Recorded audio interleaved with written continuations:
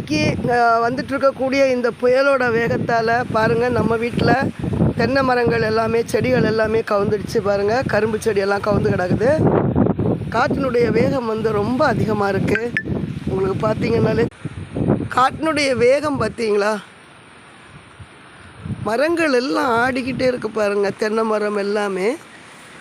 ஏன்னா மகாபலிபுரம் அந்த சைடில் தான் இந்த புயல் என்ன செய்யும், கரையை கடக்காது. ஆனால் பழையபடியும் காற்றழுத்த தாழ்வு மையமாக இருக்கும் அப்படின்னு வானிலை அறிக்கைகள் சொல்லியிருக்காங்க.